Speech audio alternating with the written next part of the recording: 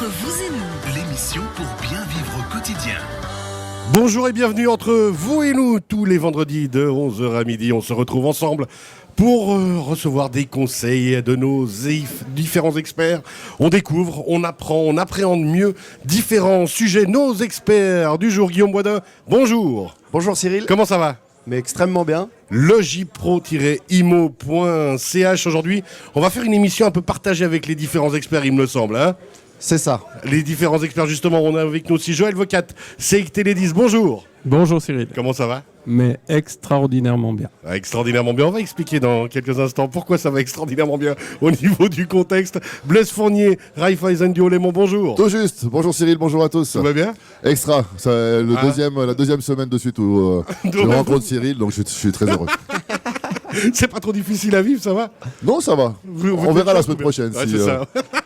Alors on est ici, on rappelle, hein, messieurs, à la foire du Valais. On commence là, maintenant, tout de suite, l'émission en direct. On se fait plaisir. Franchement, météo exceptionnelle, au milieu des magnifiques montagnes valaisannes.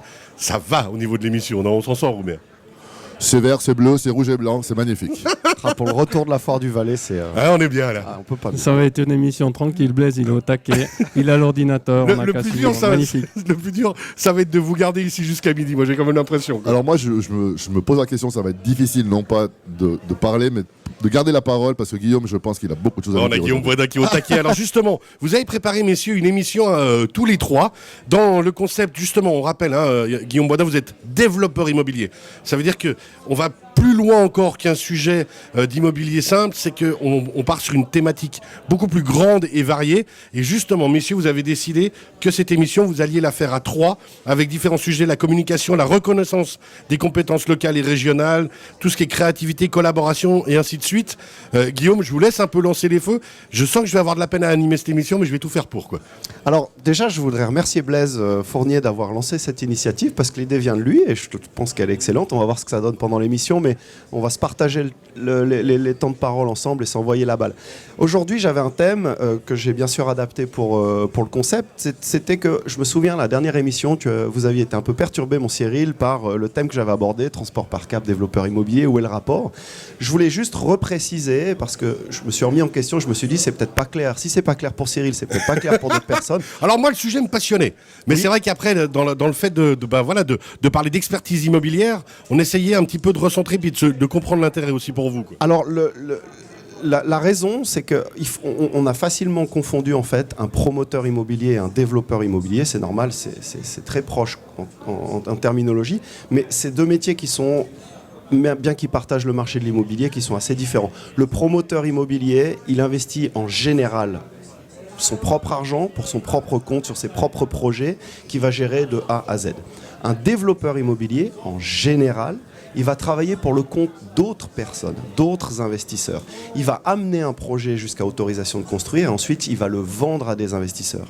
C'est vraiment deux choses complètement différentes. Donc si on attaque le développeur immobilier sous cet angle, de se dire voilà, c'est quelqu'un qui doit être capable d'amener sur la table des investisseurs des projets valorisés et qui vont se vendre, on parle de transport, de la loi sur l'énergie, etc. Alors justement, j'ai une petite question, ouais, effectivement, parce qu'un promoteur, en général, il a son idée, il a son terrain, et puis en fait, il construit alors soit son bâtiment d'habitation, soit commercial. Et un développeur, est-ce qu'il reçoit plutôt un mandat finalement d'investisseurs pour dire on aimerait plutôt ce genre de bâtiment dans cet endroit-là, avec ces axes de communication par exemple? Alors très bonne question Blaise. Il y a deux façons d'aborder la chose. Soit c'est un mandat qui est donné par un investisseur en disant voilà, j'ai envie de faire un projet d'investissement de ce type, j'aimerais que tu nous trouves un foncier adapté et que tu nous pilotes des études techniques et administratives jusqu'à l'autorisation de construire.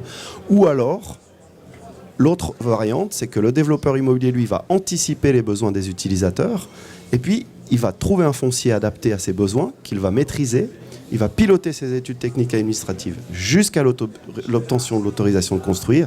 Et à ce moment-là, il va se tourner vers les utilisateurs potentiels en leur disant, par exemple, Seik Télédis, voilà, j'ai trouvé un site pour votre nouvelle EAL technique, est-ce que ça vous intéresse ? Alors c'est justement là-dessus que je voulais venir, Guillaume, c'est dans la partie développement de potentiel technique, etc., toutes ces études, est-ce que la partie télécom ou la partie transmission, la partie réseau, est-ce qu'elle est prise en charge aussi ? jusqu'à quel niveau de détail vous allez? Par exemple, est-ce que le terrain il est équipé en fibre optique ou il va le devenir? Est-ce qu'on pense à l'intérieur du bâtiment, à un réseau informatique, etc. Ça, c'est vrai que justement, dans ces réflexions-là, Guillaume, on imagine que vous devez anticiper, du coup, dans votre projet, de se dire, attention, tel bâtiment, on est maintenant en 2021, on va le construire pour 2022, 23, 25, il faut que ce soit équipé au top. Ça fait partie de vos missions, justement. Bien sûr, un investisseur va vouloir le meilleur rendement pour son investissement. Il va vouloir trouver le meilleur projet. Sur 10 projets que peut-être 10 développeurs vont lui soumettre, il y en aura bien un qui sera meilleur que les autres. Et nous, notre travail justement chez Logipro, c'est d'amener sur la table de Télédis, si Télédis a des besoins d'agrandir ses infrastructures, ou si l'investisseur veut de la technologie, et tout le monde aujourd'hui veut de la technologie dans ses bâtiments, que ce soit pour de l'accès à l'Internet privé ou si c'est des bâtiments qui vont servir à un usage professionnel ou commercial, c'est évident que du coup, en amont, par exemple, moi je viendrais vers Joël en disant, écoute, j'ai un investisseur qui veut construire une halle pour faire un data center, admettons, j'ai besoin de ton expertise parce que dans vos projets, j'ai déjà besoin d'inclure. Moi, j'ai pas l'expertise de Joël dans ces techniques-là. Alors justement, Joël, pour se retourner vers vous au niveau du conseil, l'idée, ça va être dans ce genre de projet d'amener justement une certaine expertise, mais que ce soit alors dans les projets que vous montez, vous Guillaume, mais vraiment dans un ensemble de projets, d'essayer de comprendre de quoi a besoin la personne qui vous approche et comment on va le faire au mieux en fait. Avec des exemples peut-être. Vous avez pratiquement déjà répondu à la question, mais on sait très bien que vous connaissez parfaitement ce sujet. Effectivement, nous, on a une planification globale, puis ensuite, au fur et à mesure que des projets arrivent, par rapport à la planification qu'on a prévue, on va pouvoir soit étendre le réseau fibre optique à un endroit en particulier, parce qu'il y a un projet derrière, soit renforcer le réseau, soit développer, changer des câbles, etc., etc. Mais effectivement, qu'on va prendre toutes ces informations en amont pour pouvoir les traiter. Quelle problématique vous pouvez rencontrer justement vous manquez pas de voix les garçons, j'ai oublié de mettre le micro devant la bouche. Quelle problématique on pourrait rencontrer? On imagine, on était cette semaine avec la radio par exemple à Champoussin, vous auriez un projet sur Champoussin, on imagine que, je prends exprès l'exemple pourri pour vous énerver. Mais non, alors vous m'énervez pas parce qu'on est présent partout et puis on adore les gens de Champoussin bien sûr, mais c'est vrai que dans la zone de montée ce sera peut-être un petit peu plus facile parce qu'on est présent partout, que ce soit en fibre optique ou avec des stations de tête ou etc. Mais sur des zones un peu plus, je dirais, montagneuses, à ce moment-là, c'est clair qu'il peut avoir un problème d'accessibilité. Est-ce qu'avec la fibre optique, on est proche, pas proche? Il va falloir faire des travaux, du génie civil, etc. Et c'est là qu'il peut avoir des discussions et puis des coûts qui peuvent être un peu plus élevés. Alors justement, Blaise, là-dessus, on parle de coûts, c'est vous que ça concerne. Alors, je n'ai pas envie de parler de coûts tout de suite. Vous avez vu que le banquier, il n'aime pas parler d'argent quand même. Si, on aime ça, mais d'abord, il faut que les projets soient aboutis. Donc voilà, c'est important. Moi, j'aimerais savoir, Joël, aujourd'hui, en fait, au niveau de l'équipement en fibre optique, en tout cas, on veut des gros volumes dans un minimum de temps. On en est où dans l'équipement aujourd'hui? Alors en Suisse c'est compliqué peut-être à répondre, mais en Suisse romande ou en tout cas en Valais, si on prend 100% des habitations, est-ce qu'on a fait 50, 60, 70% d'aménagement sur ce haut débit? Excellente question. Il y a deux axes. Je pense qu'il y a les axes des nouvelles constructions qui, elles, sont garanties en fibre optique depuis de nombreuses années. Et il y a toute la rénovation du réseau.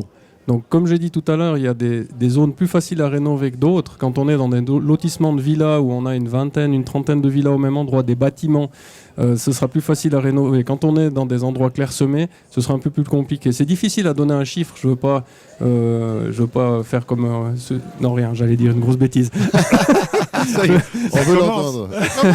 Non, je ne vais pas donner de chiffres parce que ça dépend vraiment des zones. Mais en tout cas, dans la zone de montée, par exemple, on a une densité qui est très très forte en fibre optique. Après, la fibre optique, elle peut arriver soit dans le quartier, soit au pied du bâtiment, soit dans l'appartement directement ou dans la maison, selon les zones où on se situe.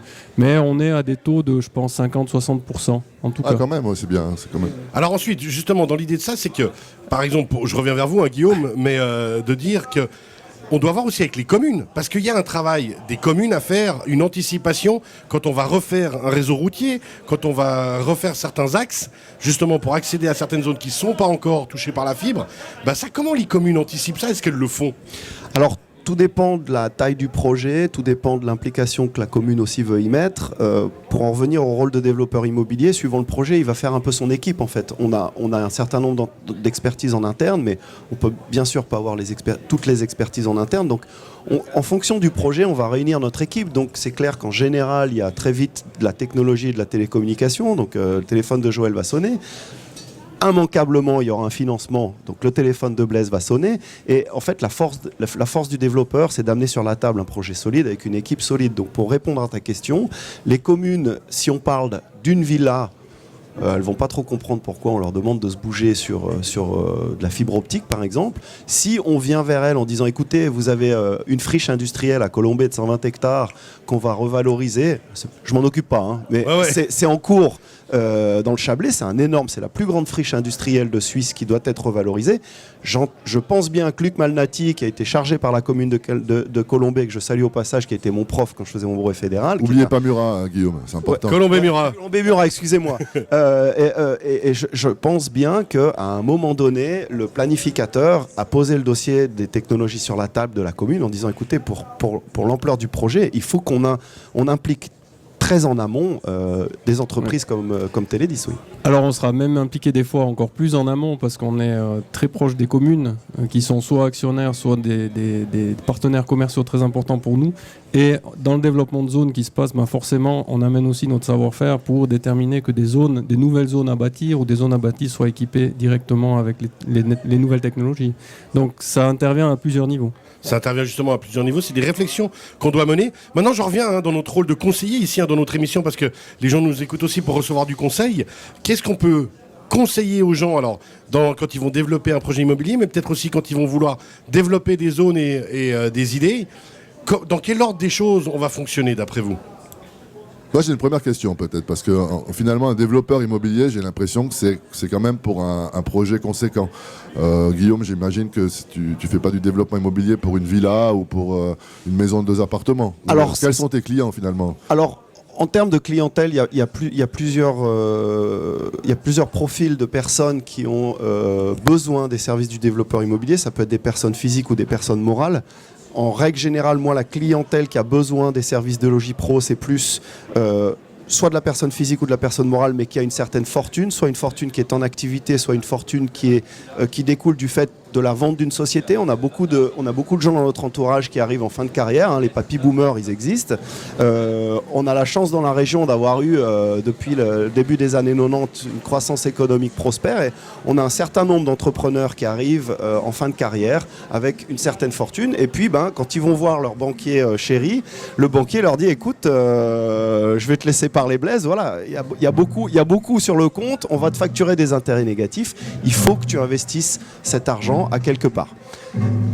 Du coup, on est perturbé par le bruit extérieur, restez concentrés. C'est pas grave, c'est la foire du Valais. C'est la foire du Valais, ça fait partie du concept.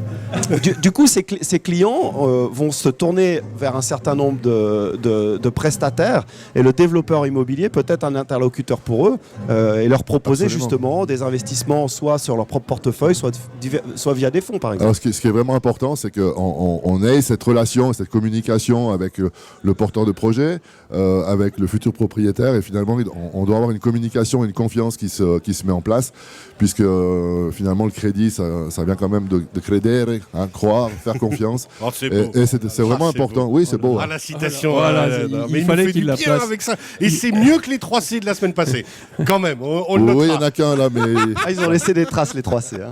Bon, il en a placé une, ça veut dire que les 2 prochaines, on est tranquille. Alors, il nous reste une petite minute, on reviendra d'ici quelques instants. On rappelle quand même qu'aujourd'hui, le but, c'est de parler, alors bien sûr, des activités du développement immobilier comme on vient de le faire, mais aussi de globaliser et de vous expliquer aux auditrices et aux auditeurs comment on peut amener un projet immobilier à bien, comment on peut le mener avec les différents acteurs que sont justement le développeur immobilier, que sont le spécialiste en télécommunication, médias télécommunications et le banquier. On revient d'ici quelques instants, 30 secondes, Blaise. Avec grand plaisir, ouais. Ça va pour vous, ça vous suffit? Oui, ça va bien, ouais. La vie est belle. Entre vous et nous, avec Cyril. Tous les vendredis de 11h à midi, on vous informe, on vous conseille, on vous renseigne. On parle ensemble de différents sujets avec nos experts du Chablais. C'est entre vous et nous aujourd'hui à la Foire du Valais. Oh, franchement, on est bien. Hein, on est pas mal, messieurs, quand même, mine de rien. Oui, alors moi j'ai un problème parce que Guillaume et Blaise ils mettent les lunettes de soleil. Alors franchement, c'est. Mais vous en Non. voulez?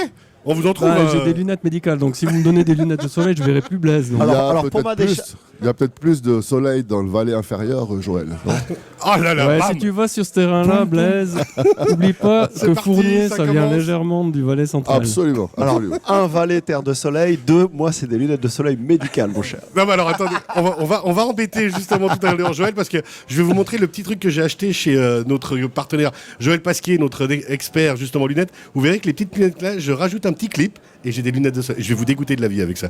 Revenons au sujet du... Et Joël, c'est un peu sa fête quand même, non? Hein? Oui, c'est ma fête, mais j'ai aussi des lunettes de soleil médicales, mais je les ai oubliées dans la voiture. Bon, Ah bah on voilà. va peut-être passer à un autre sujet. Allez, parce que- évoluons peut-être effectivement. Alors aujourd'hui, on rappelle qu'on parle ensemble avec, alors justement, ils ont parlé, Joël Vocat, Seik Télédis, on a Guillaume Boisdin, Logipro, pour parler justement développeur immobilier, et Blaise Fournier de la Raiffeisen du Haut-Léman. On parle de toute cette globalité aujourd'hui, des spécificités justement du développeur immobilier, mais d'un développement même en globalité de développement immobilier, Blaise. Oui, alors ce qui est important pour une banque, finalement, c'est d'évaluer l'objet qu'on finance. Et une valeur, je dirais, qui continue dans le temps. Aujourd'hui, on sait que tout évolue très vite, notamment les technologies de l'information, notamment les technologies de construction aussi. Et c'est important qu'on puisse avoir des partenaires et surtout que les futurs propriétaires puissent faire confiance et avoir, je dirais, un conseil sur les dernières technologies qui sont utilisées. Hein, on a, à l'époque, on avait des maisons qui n'étaient pas isolées, peu isolées, il y a eu de l'amiante. Donc il faut peut-être aussi anticiper les problèmes, notamment au niveau écologique. Et pour la banque, ce sont vraiment des thèmes qui sont importants. Alors, dans les différents projets, parce que vous avez travaillé cette semaine, les gars, et ça fait vraiment plaisir pour préparer cette émission. Moi, je suis arrivé avec un canevas tout prêt, j'adore ça.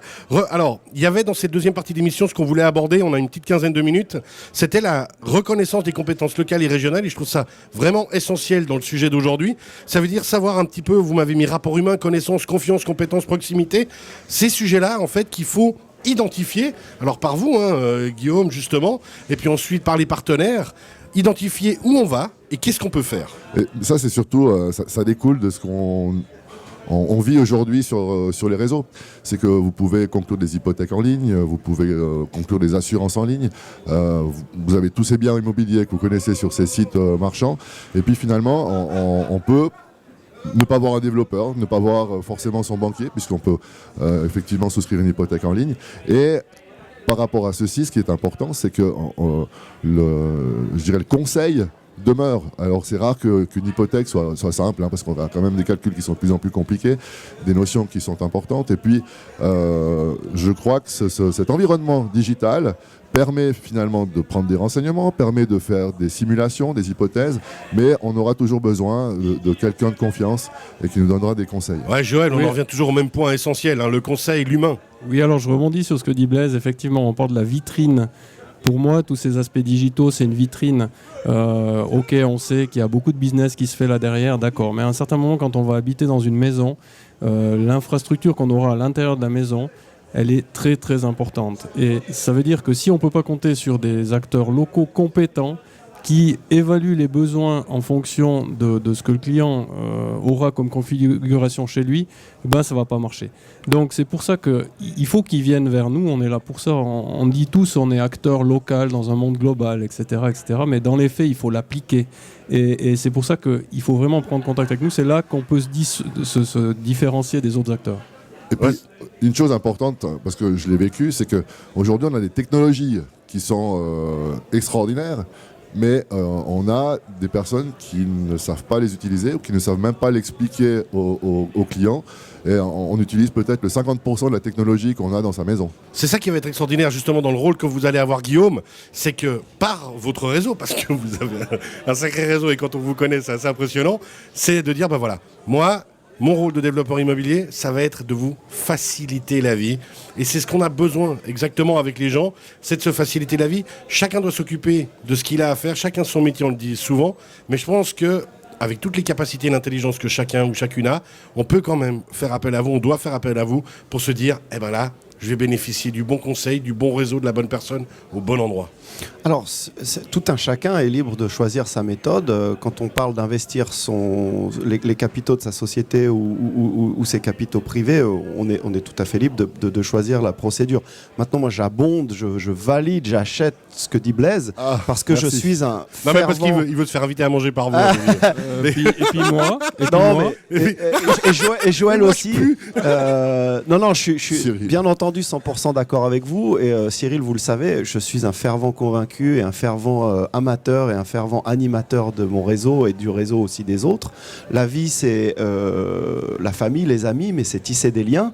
Quand on est au niveau professionnel, on ne fait que ça. Et puis, j'ai l'impression que les gens qui ont recours à un moment de leur démarche à l'humain, en ayant peut-être au préalable fait des recherches sur Internet, dématérialisées, j'ai l'impression que ces gens-là peut-être réussissent mieux leur investissement parce qu'à un moment, ils ont franchi le pas, ils ont pris les infos dont ils avaient besoin et ensuite ils sont allés les confronter à des gens en qui ils ont confiance. Moi, ça me fait souvent penser, quand on discute autour de nous beaucoup, j'ai voulu faire confiance à mon beau-frère, j'ai voulu faire confiance à mes potes, j'ai voulu faire confiance à ça. C'est génial, c'est merveilleux, jusqu'au moment où ça ne fonctionne pas. Et d'où le fait peut-être de prendre un acteur externe qui, lui, va être neutre et indépendant et dire attention, sachez que moi, c'est de l'expérience, c'est du vécu, j'ai déjà fait activer tout ce réseau et vous n'aurez pas de problème derrière parce que justement, je peux me baser sur toute cette expérience et ce réseau. Oui, il faut surtout parler à des professionnels. Je crois que c'est un métier. Tous les métiers qu'il y a ici autour de la table aujourd'hui, ce sont des vrais métiers. On donne du conseil d'un spécialiste. Et puis, il ne faut pas oublier que quand on va dans l'immobilier, on n'est pas en train d'acheter une planche à repasser, quoi. C'est l'investissement d'une vie. Pour le commun des mortels, c'est vraiment l'investissement de sa vie avec un apport de fonds propres et des économies importantes. Et là, on ne peut pas se planter. Il faut pouvoir avoir confiance. Premièrement, dans la personne qui va construire, que ce soit l'architecte, que ce soit l'ingénieur, que ce soit le promoteur éventuellement, que ce soit dans toutes les sociétés qui vont travailler dans notre maison. Typiquement, on peut prendre, l'architecte prend plusieurs devis et puis on choisit le moins cher ou on choisit le meilleur. Le moins cher est toujours trop cher, souvent, effectivement. Donc ça, c'est aussi parfois des défauts qu'on a, c'est qu'on veut essayer d'optimiser peut-être ses dépenses, mais je crois qu'il faut réfléchir à la qualité. Et là aussi, je pense que dans le conseil bancaire, une banque de proximité comme la Raiffeisen, où on a des personnes qui vivent dans chaque village, finalement, on a un petit peu partout, il y a une responsabilité sociale de ne pas faire n'importe quoi. Parce qu'un jour, on va se lever le matin, on va croiser la personne au café, s'il nous lance le café à la figure, c'est moins bien. Alors ça, c'est une chose, le café, c'est une chose.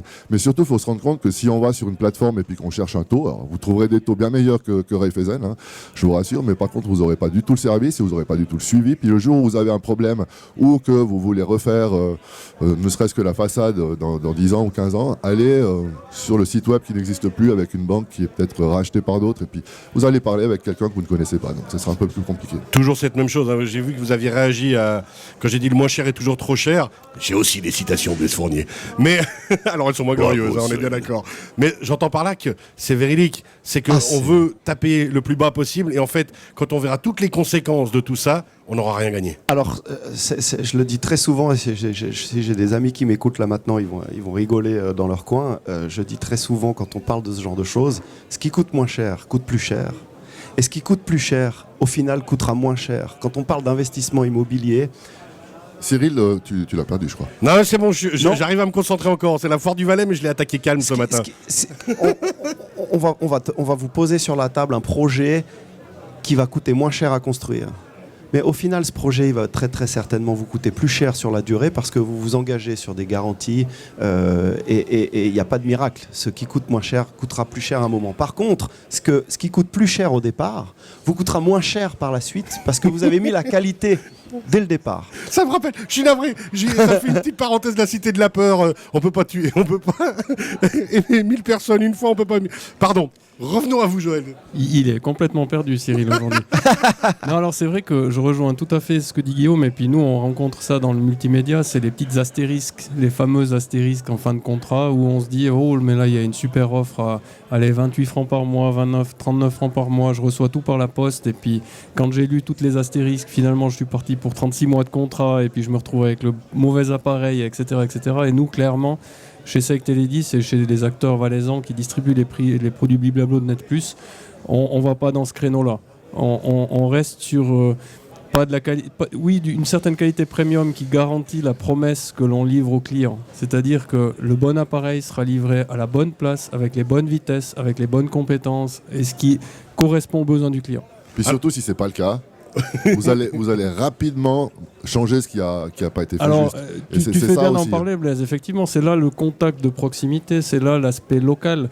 Quand on a des techniciens, par exemple, qui sont sur le terrain, moi, j'invite souvent les clients d'aller discuter avec eux. Si on est en train de faire une fouille et puis de développer de la fibre et puis qu'on a une maison juste à côté, allez voir ce technicien puis demandez-lui ce qu'il fait. Il va vous répondre, il va vous dire « Ah, mais... » Et puis je vous donne le numéro de telle personne et puis comme ça, on peut discuter en vrai. On discute et on va trouver une solution. D'ailleurs, ça me fait juste penser qu'une petite parenthèse que je dois quand même signaler, c'est que si on a envie de savoir la tête que vous avez, aujourd'hui, on va simplement sur radiochablais.ch. On est en direct, un live streaming, on est filmé ici par l'équipe de la radio, donc on peut savoir exactement pour une fois qui vous êtes. Alors, moi, c'est à mon désavantage, on va pas se mentir. J'ai un physique de radio, pas de télé, mais c'est vous, les trois autres beaux gosses autour de la table, ça donne envie quand même. La semaine passée, on était effectivement avec Jean-Jacques Martin et j'ai un de mes collègues qui a envoyé un message sur WhatsApp. En tout cas, vous avez fait de la bonne pub pour la Réfézen, mais vous n'aurez pas pu faire de la pub pour le shampoing, les trois là. Et on avait dit pas les cheveux, bon ça va, en tant que chauve on peut. Tant que Guillaume n'aborde pas le sujet avec sa jolie chevelure de lion, là on est tranquille. Revenons à nos moutons, du moins revenons à nos affaires. Il nous reste encore 5 minutes. On continue vraiment dans ce rapport humain qui est essentiel. Et ça vraiment de venir, vous l'avez dit Joël il y a quelques minutes, poser des questions, se renseigner. C'est pas passer pour des imbéciles que de le faire, c'est justement une bonne curiosité. Non, c'est une saine, une bonne curiosité. Et puis j'ai écouté attentivement quelque chose que vous avez dit tout à l'heure. C'est quand on prend des copains, puis on demande des questions ou des conseils à des copains, puis après on se retrouve embêté si les copains ont mal conseillé, etc. Mais finalement, dans les copains, on a tous des gens qui ont des compétences. Il suffit simplement de demander aux bonnes personnes et pas avoir peur de déranger. Et puis ensuite, ces bonnes personnes demandent aux autres personnes. Et là, on tombe sur le réseau dont tu parlais tout à l'heure, Guillaume. Mais aussi une petite anecdote. On construit une maison, on réfléchit pas au câblage interne. Tout d'un coup, 1 année et demie après que la maison soit construite, on doit commencer à faire des trous dans les murs parce qu'on n'a pas pensé de mettre les bonnes prises au bon endroit. C'est un peu dommage. C'est un peu dommage. Mais c'est ça, c'est des réflexions à se poser, effectivement. D'avoir, moi j'ai la chance de pouvoir vivre maintenant dans une toute petite maison, une ancienne maison vigneronne de 1750 à Aigle.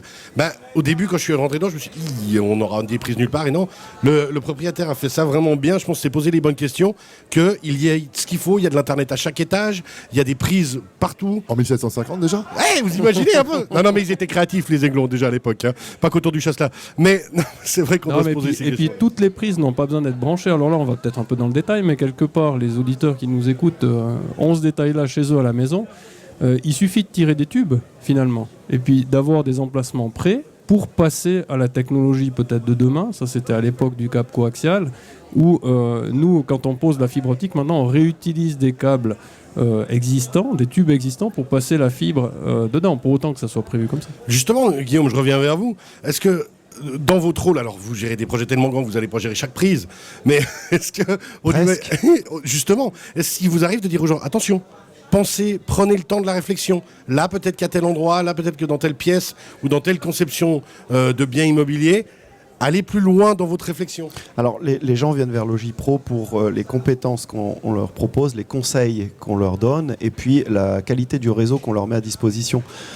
Typiquement pour la partie électrique, je ne vais pas moi personnellement m'impliquer dans la position de chaque prise, mais mon partenaire électrique qui m'entend, mais que je ne citerai pas pour respecter les chartes commerciales. Mais voilà, vous savez, dans un projet immobilier, il y a des acteurs incontournables. Il y aura un spécialiste réseau, il y aura un banquier, il y aura un ingénieur, il y aura un architecte, etc., etc. Maintenant, on est très nombreux. Il y a des banquiers, il y en a 10, il y en a 1000, des spécialistes réseau, il y en a 10, il y en a 1000. Mais dans le lot, il y en a toujours un qui est meilleur que les autres. Et moi, ce que j'essaye d'apporter et ce que je propose à mes clients et ce qui fait que ça fonctionne et que les gens se passent le mot, c'est pour rebondir sur ce que disait Joël avant. Moi, je n'ai jamais misé sur le quantitatif, j'ai toujours tout misé sur le qualitatif. Parfois, les gens viennent vers moi en me disant « Ouais, mais la même chose, moins cher. » Mais alors, allez-y, très bien. On en reparlera. C'est ça, et en général, on en reparle quelques années plus tard en me disant « Ah, tu sais, j'ai regretté. J'ai eu voilà, on peut pas avoir. C'est pas parce que 2 voitures sont rouges, on peut pas avoir une Ferrari au prix d'une Fiat. Avec tous les respects que j'ai pour les vendeurs de tapis, c'est pas l'objectif. On n'est pas des vendeurs de tapis. Et le but, c'est justement, ou alors si on doit avoir, ce sera pour avoir le meilleur des tapis possible. Et ainsi Non, de alors suite. attends, excuse-moi. Moi, je suis en mode féerique. je ne dénigre pas ceux qui font de la quantité, mais que les gens qui achètent du pas cher soient conscients qu'ils achètent du pas cher.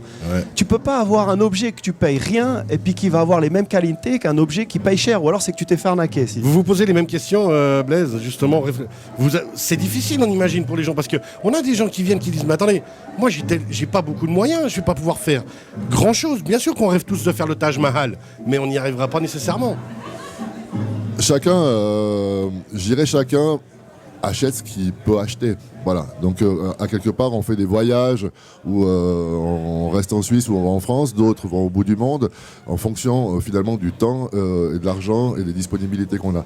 Pour l'immobilier c'est pareil, en fin de compte on fait avec les moyens qu'on a, donc si effectivement on achète peut-être quelque chose de moins cher, c'est pas que c'est de mauvaise qualité, c'est qu'il y a peut-être moins une cuisine qui vaut pas 50 000, elle vaudra 10 000, on a peut-être moins de luxe dans la maison, en pouvant vivre dans une maison qui coûte moins cher, en étant tout à fait à l'aise. On peut très bien vivre. On aura de toute façon, c'est pas un problème. on a des normes aujourd'hui au niveau de l'isolation, au niveau électrique. Donc je dirais le minimum aujourd'hui pour vivre sainement dans une maison, il est là. Alors après si le promoteur ou la personne qui construit fait, j'ai envie de dire du chenille, on peut se permettre au comptoir. On peut ne pas dépenser des milliers des cents, mais quand même faire les choses bien, de nouveau, en s'entourant des bonnes personnes qui nous comprennent. Alors, vas-y. Il nous reste une minute. Des bonnes personnes, alors je vais faire très vite, comme ça tu pourras intervenir. Des bonnes personnes, puis aussi après. Alors chez nous, ce qui est intéressant aussi, c'est qu'on soit dans un studio, un appart, une maison, un château, à l'entrée, on aura la même prestation. C'est-à-dire que si on amène de la fibre optique à l'entrée, on aura de la fibre optique. Après, c'est à l'intérieur que ça va se jouer. C'est ça. Est-ce que je mets de la domotique? Est-ce que je mets 10 prises? Est-ce que je mets du câblage informatique, etc. Guillaume? Là où je voulais en venir, c'était ce que disait Blaise. Chacun achète ce qui peut s'acheter, mais c'est pas que au niveau du pécunier, c'est aussi ce qui va décider dans le processus décisionnel. On aura une certaine somme à l'investissement, 1 million, 5 millions, 10 millions, 100 millions, mais aussi derrière, on a une logique d'investissement. Et puis, nous, notre rôle aussi, c'est de dire, mais quel est le but? Est-ce que c'est du rendement pur? Est-ce qu'il y a une partie plaisir aussi? Est-ce qu'il y a il y a de la place pour la qualité? Est-ce que vous voulez risquer d'avoir des soucis ou pas? Il y a plein de paramètres. Et puis, on ne peut pas être dans la tête des gens, aux gens eux-mêmes, aux investisseurs. Alors, on en revient encore une fois à l'humain. On parlait des compétences. Aux investisseurs aussi, d'avoir le flair pour faire les affaires avec les bonnes personnes. Et puis justement, se référer à nos experts ici. On rappelle entre vous et nous tous les vendredis de 11h à midi. On va faire une petite pause, messieurs. Profitez du magnifique soleil et des magnifiques montagnes valaisannes ici à Martigny, à la Fort du Valais. On rappelle que vous pouvez nous retrouver en direct actuellement sur radiochablais.ch live streaming. Puis surtout rejoignez-nous parce que c'est fantastique. Ah, puis il y a une petite animation derrière. J'ai senti que vous étiez perturbés. Joël et Guillaume, vous avez droit à la vue sur justement le cirque, sur le forum Réfézen, vous pouvez venir chanter, danser, faire comme vous voulez. Et toute paf, la vous semaine. avez vu comme il la place? Je suis focalisé sur Blaise, je regarde personne d'autre que Blaise. On a des saltimbanques qui nous font un spectacle, le soleil brille, je vois pas un nuage à l'horizon, c'est le premier jour de la Foire du Valais. Que demander de plus? Entre vous et nous, on revient d'ici quelques tout petits instants. Restez bien avec nous. Entre vous et nous, avec Cyril. Bon, je vais être honnête, Philippe, nous, avec la musique que vous venez de nous mettre, on est loin, là, on n'a qu'une envie, c'est d'aller... On est fresh. Ouais, on est fresh, on a envie d'aller danser. Ici, en direct de la Foire du Valais, on se fait plaisir, ça fait plaisir de retrouver la foire quand même, messieurs, non? Ah, je veux pas dire que je revis, parce qu'on n'a pas cessé de vivre quand même, mais on a besoin du monde, on a besoin de voir du monde. En plus, ça, après, c'est pas... Voilà, qu'on n'aime pas, mais il n'y a pas de masque, on voit les sourires des gens, on voit les visages des gens. Non, mais franchement, c'est que du bonheur. Oui, à fond. Et moi, j'ai une nouvelle collaboratrice qu'on a engagée ça y est, Dieu sait. Il y a 8 mois. Mais en fait, j'ai encore pas vu son visage et son sourire. Non, depuis 8 mois. Protection Covid oblige. Eh ben ça va être avec la Foire du Valais. On rappelle Blaise Fournier qui vient de parler de la Raiffeisen du Haut-Léman, Joël Vocat qui est parlé juste avant pour Seik Télédis. Joël, regardez, j'ai un truc là pour vous. C'est juste pour vous montrer. Hein. Hop. Le petit clip à lunettes, voilà. Ça, c'était par rapport à la première, ouais, la deuxième il est partie. mieux le clip à lunettes que le verre de blanc pour l'apéro. Hein. Beau pays mais sec, mais ça, c'est moi je ne peux pas, messieurs. Vous savez que je suis un garçon sérieux et vertueux. Guillaume Boisdin de Logipro SARL, on rappelle à Valdilier. On va revenir, messieurs, hein, avec vous. Justement, il nous reste quelques minutes pour cette troisième partie d'émission. On vous laisse revenir après tout ce qu'on a parlé au niveau immobilier, au niveau développement immobilier, les problématiques à réfléchir et tout. On revient à l'humain, parce que l'humain est au centre de tout ça. Les compétences humaines sont au centre de tout ça, et on a peut-être tendance à l'oublier. Hein. Vous le disiez par exemple, hors antenne tout à l'heure, Joël, un employé de commerce, vous n'avez pas de problème à en trouver, vous avez beaucoup trop de dossiers. À l'inverse, les compétences techniques pour des techniciens justement sur le terrain, c'est plus compliqué. On valorise plus assez l'apprentissage. Alors, je ne vais pas dénigrer les employés de commerce parce que je fais partie de ceux-là. Mais c'est vrai que, comme on discutait avant avec Blaise et avec Guillaume, on cherche un employé de commerce, on reçoit 150, 200 dossiers. Chez nous, on cherche un électricien de réseau, un installateur électricien, un électromécanicien, etc. 2, 3 dossiers, et puis forcément quand il n'y a pas beaucoup de dossiers, ils ne sont pas tous de très bonne qualité. Donc je ne sais pas exactement d'où vient le problème. Est-ce que c'est la formation, l'orientation? On valorise peut-être pas assez simplement. La valorisation, je pense que nous en tant qu'entreprise on a une responsabilité aussi, en tout cas dans le monde de l'énergie, mais on va pas en parler aujourd'hui, mais même dans le monde du multimédia, on parle que des produits, mais est-ce qu'on ne dit pas assez souvent venez travailler chez nous parce qu'on peut vous offrir quelque chose? Blaise, oui, alors un produit n'est rien s'il n'est pas vendu déjà, donc s'il n'est pas produit non plus. Donc finalement aujourd'hui c'est vraiment important qu'on valorise, et puis je crois que peut-être que les jeunes se disent ouais, aujourd'hui on a de l'argent facile avec des bitcoins qui peuvent prendre 100% d'un jour, etc. Mais au final, ce qui crée de la valeur et avec lequel on peut devenir riche, c'est avec des métiers. Aujourd'hui, peut-être que Guillaume peut nous en parler, parce que ses clients, on va pas faire trop long sur ces riches entrepreneurs, parce que c'est pas forcément la majorité des gens qui nous écoutent, mais finalement, ils n'ont pas fait fortune parce qu'ils sont employés de banque ou ils sont employés de commerce. C'est des personnes qui étaient dans des métiers de genre électricien, chauffagiste ou dans le sanitaire. Très clairement, en Valais, on a un très fort secteur de la construction, secteur secondaire. On a énormément d'entreprises de la construction. Et les entrepreneurs de la construction, pour la grande majorité, ont fait un apprentissage dans la construction et se sont spécialisés petit à petit au fil des années par des formations en alternance pour obtenir les compétences de devenir entrepreneur et de s'épanouir. C'est aussi ça la vie. On a un système suisse qui permet ça. Simplement, on doit valoriser à tout prix l'apprentissage. Je fais juste un parallèle, ayant bossé des années dans le tourisme, qui me rendait fou, c'est que c'est extraordinaire qu'à Sierre, on forme un maximum de gens à l'école du tourisme. Bravo. Mais est-ce qu'on se rend compte que derrière, moi, sur les nombres de personnes qui étaient formées pendant des années à l'école du tourisme, on a peu de gens qui trouvent un débouché, parce que le tourisme n'offre pas autant de débouchés. Et peut-être qu'on doit quand même se recentrer sur la valorisation de certains jobs après. Et qu'est-ce qu'on va avoir comme job ensuite? Mais ils sont valorisés, je pense, ces jobs. Simplement, je crois qu'il y a pas forcément l'esprit d'entreprise chez les jeunes qui est développé peut-être à l'école. Qu'est-ce qu'on leur apprend? Est-ce qu'on leur inculte finalement? Parce qu'aujourd'hui on peut devenir riche en étant simplement revendeur de panneaux solaires, en posant, en faisant du conseil, etc. Et sans devenir riche, mais au moins avoir une vie belle et confortable en faisant son propre job. En devenant même riche, parce que je crois que tout le monde peut devenir riche du moment que tu as une bonne idée et puis que tu sais la vendre. Mais ouais, ça va être un débat extraordinaire, mais c'est vrai que d'un côté, tu peux devenir riche, entre guillemets, en vendant des panneaux solaires, mais de l'autre côté, en étant influenceur ou youtubeur, tu peux le faire aussi sans, entre guillemets, que ça te prenne trop de formation, etc. Ouais, mais c'est toujours ce qu'on a tendance à oublier, excusez-moi Joël. C'est marginal. On en parlait avec Vincent Veillon, qui nous a rejoint dans l'équipe de Radio Chablais pour nous coacher. Quoi qu'il arrive, et Vincent est le très bon exemple, c'est la valeur du travail. Il faut bosser. On peut être de tous les métiers du monde. Tant qu'on aime ce qu'on fait, c'est génial et c'est même essentiel. Mais il faut bosser. Mais il n'y a pas de petits métiers. On a vraiment l'impression... je travaille avec beaucoup d'entrepreneurs de la construction pour ces projets immobiliers et je les entends très souvent dire on manque d'apprentis, on manque de jeunes. On a l'impression que les jeunes aujourd'hui sont attirés uniquement par le tertiaire.